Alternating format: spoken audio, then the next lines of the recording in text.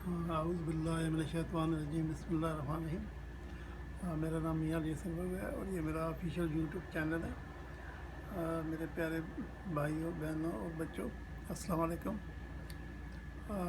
آج میں آپ کو ایک بڑا سبق آموز واقعہ سناتا ہوں، اور یہ سارا جو ہے یہ انسان جتنے بھی ہیں اور خاص کر مسلمانوں ان کے لیے عبرت کا نشان ہے۔ قارون بنی اسرائیل میں بہت بڑا عبادت گزار تھا۔ 40 سال اس نے جو ہے ایک پہاڑ کی غار میں عبادت کی۔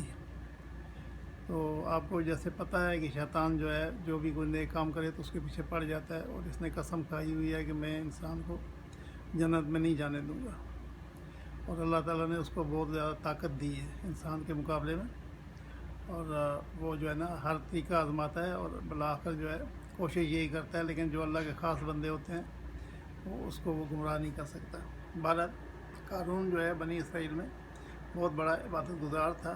اس نے غار میں 40 سال عبادت کی اللہ کی، اور شیطان جو ہے وہ ظاہر ہے کہ ان کے پیچھے لگ گیا جیسے کہ عبادت گزار لوگوں کے پیچھے لگتا ہے۔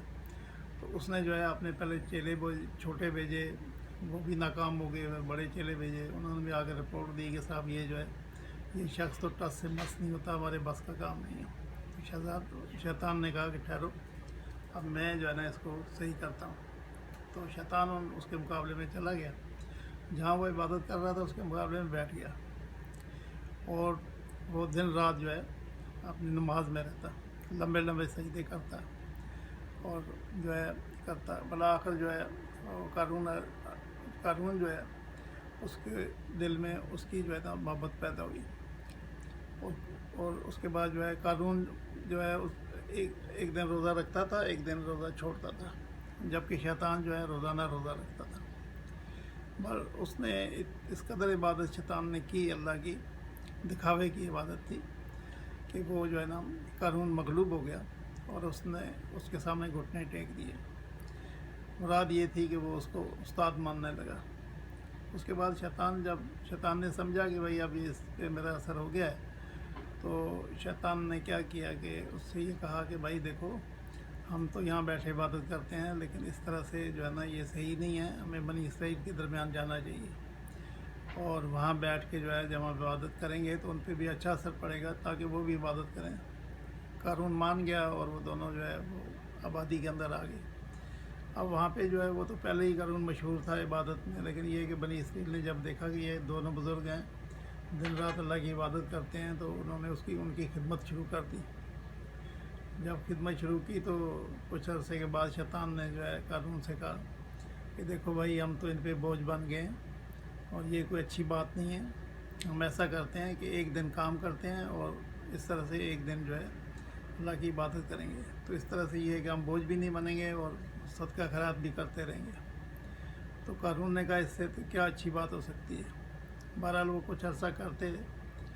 اس کے بعد جو ہے شیطان نے اس سے یہ کہا کہ دیکھو بھائی، اس طرح سے تو یہ ہے نا کہ ہم ایک دن کرتے ہیں ایک دن نہیں کرتے، اس سے بہتر یہ ہے کہ ہم جو ہے نا کوئی تجارت کریں، اور تجارت میں جو ہے نا ہمیں بہت مال ملے گا اور ہم غریبوں کی مدد کریں گے، اور اس طرح سے جو ہے مالی مدد، عبادت بھی ہو جائے گی، بدنی بھی ہو جائے گی۔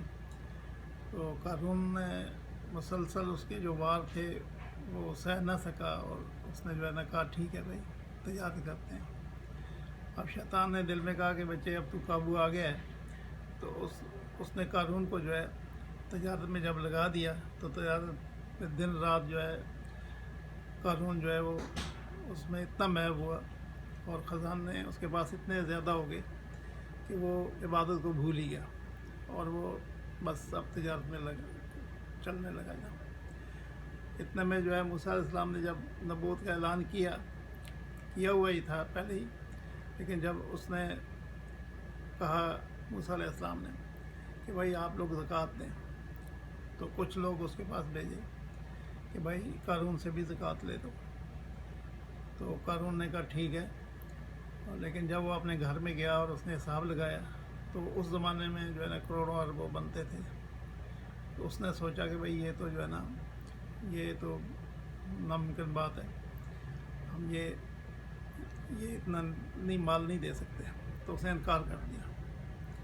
تو اس کے بعد جو ہے موسیٰ علیہ السلام نے یعنی اس کے لیے بددعا کی اور اللہ تعالیٰ سے کہا کہ دیکھو یہ بہت بڑا منکر ہے اور یہ ہمارے میرے دین کے خلاف بھی کام کرتا ہے. تو اللہ تعالیٰ نے اس طرح سے قارون کو خزانوں کو سمیت زمین میں دھنسا دیا اور آج تک دھنستا چلا جا رہا ہے. تو اس بات سے ہمیں یہ سبق ملتا ہے کہ ہمیں شیطان سے جو ہے دور رہنا چاہیے اور اس کے وسوسوں میں نہیں آنا چاہیے. اپنی عبادت اور اللہ کی عبادت کرنی چاہیے اور دن رات ہم جو ہے اللہ کو راضی کر لیں تو یہ بہت بڑا مقام ہے. دعا کریں اللہ تعالیٰ آپ کو اور ہمیں صحیح راستے پہ چلنے کی توفیق عطا فرمائے. السلام علیکم ورحمۃ اللہ.